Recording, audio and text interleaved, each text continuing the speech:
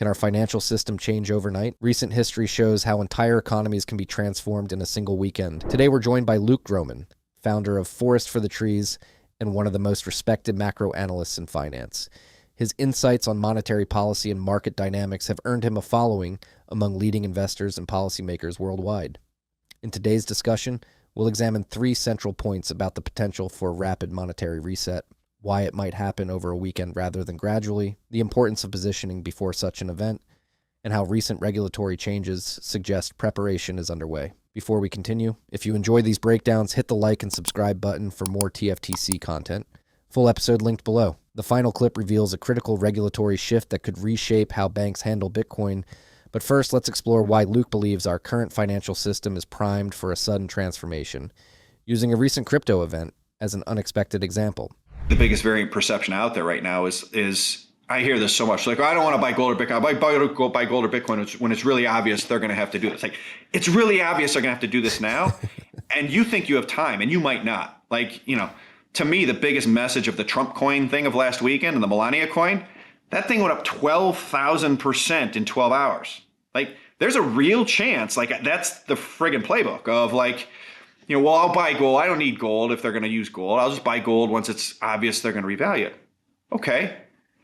What if they do it on Friday night, like they did with Trump coin, and you wake up and gold's up 1,000% by the time you're up on Saturday morning? What are you going to do? You're going to sell your bonds and buy gold on Saturday? Nope. Sunday? Nope. And oh, by the way, on Sunday, who knows? Maybe they don't let you do that by Monday morning, Sunday night open in Asia. I don't know. But that's the fact that we're so far gone. It almost has to happen on, over a weekend, over a week, over a month, something very compressed. And the more I see, the more conviction I have that that's one way or another, whatever reserve asset is the asset. I still think it'd probably be gold, but what I've seen in the last 6 months with Trump, I would have said it was a tiny fraction of a percent of a chance it was Bitcoin. Like, that tail's getting fatter, a lot fatter for me in the last 6 months, that Bitcoin could have a real role in some way, shape, or form in this way, based on the actions of this. Luke presents a compelling argument for why our financial system might be headed for a weekend-style reset rather than a gradual transition. He uses the recent Trump coin phenomenon, where a cryptocurrency gained 12,000% in value over just 12 hours, to illustrate how rapidly value can shift in our modern financial landscape. This example, while from the crypto world, demonstrates a crucial point about our broader financial system. Massive changes can happen literally overnight. What's particularly fascinating is how Luke connects this to the potential for a broader monetary reset. He challenges the common belief that people will have time to react when they see signs of major financial changes. The key insight here is that in our interconnected global financial system, waiting to position yourself until after you see clear signs of change might be too late. When Luke talks about waking up on Saturday morning to find massive price changes, he's not just being theoretical. He's describing a mechanism that's become increasingly common in our modern financial world. This directly supports our first argument about why a rapid weekend reset is more likely than a gradual adjustment. The interconnected nature of global markets, combined with the speed at which information and money can move, makes a sudden shift not just possible but probable. The example of Trump coin gaining 12,000% in 12 hours shows how quickly value can be redistributed when certain conditions align. We've established how quickly these changes can happen, but to truly understand the impact of such rapid transitions, we need to look at historical precedent. Our next clip reveals a real-world example from Ukraine that demonstrates exactly how these weekend resets can devastate entire communities overnight. And stick around for our final clip, where we'll explore how current regulatory changes suggest this reset might be closer than many think.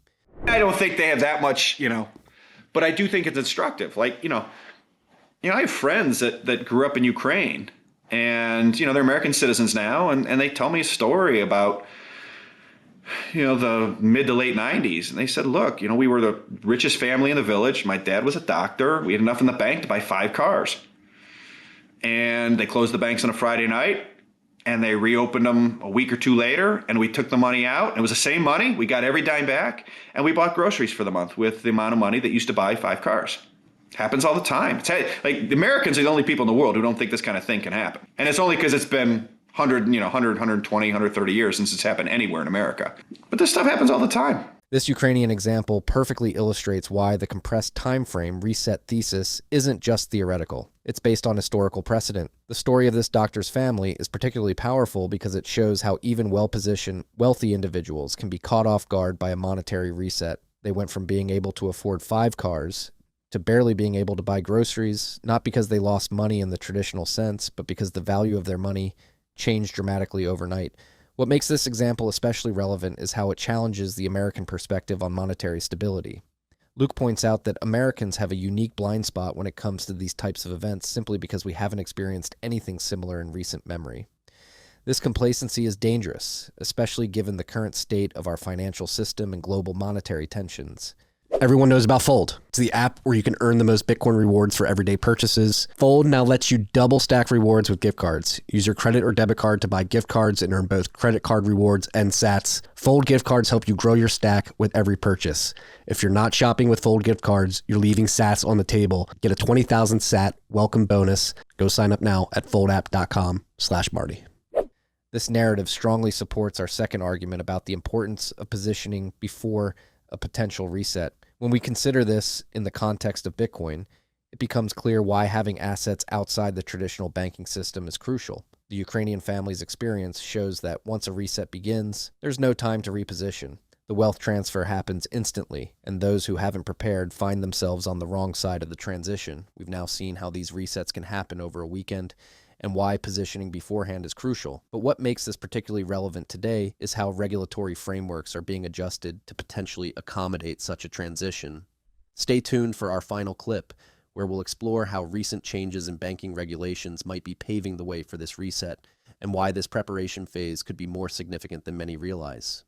The rescinding of SAB 121 last week by the SEC, maybe that's to pave the way to Yeah, it's interesting. I looked into that today. I saw Preston talking about it, and I was like, yeah, I read up on what that was, and yeah, that's it's very possible. Yeah, I mean, it certainly can't hurt, right? It's interesting that they're doing that.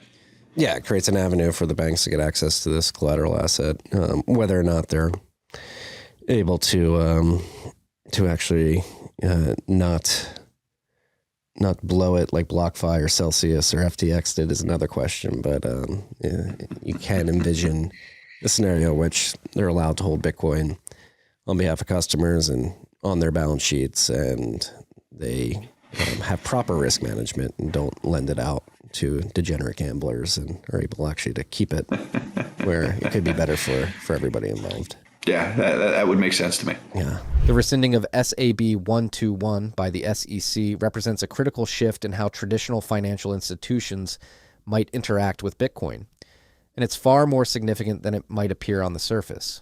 What Luke discusses here isn't just a minor regulatory adjustment. It's potentially part of a broader preparation for a financial system reset. This regulatory change essentially creates a pathway for banks to hold and manage Bitcoin on behalf of their customers, something that was previously much more complicated from an accounting perspective. What makes this particularly fascinating is how it contrasts with the spectacular failures we witnessed in 2022 with companies like BlockFi, Celsius, and FTX.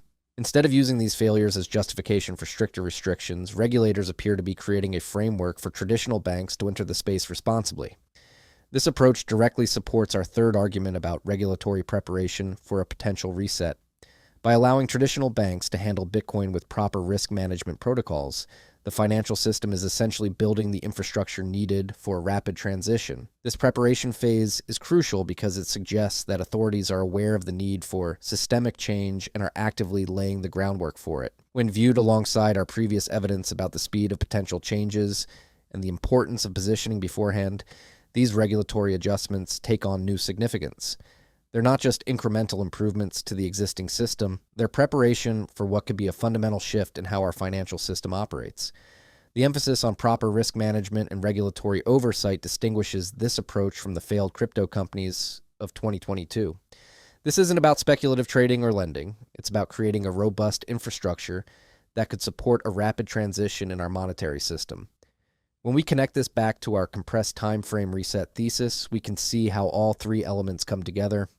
The potential for rapid change, as shown in our first clip, the importance of positioning beforehand, demonstrated by the Ukrainian example, and now the regulatory framework being put in place to facilitate such a transition. This regulatory preparation completes our understanding of how a compressed time frame reset might unfold. The system appears to be preparing for exactly the type of rapid transition we've been discussing, but doing so in a way that aims to prevent the kinds of failures we've seen in the past.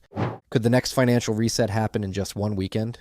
Let me know in the comments. I read every single one. And if you found this compressed time frame reset theory interesting, you'll want to watch our breakdown of how corporations are permanently removing Bitcoin from circulation. Click the video on your screen now. Don't forget to like and subscribe for more daily content. Thanks for watching. Stay humble. Stack sats.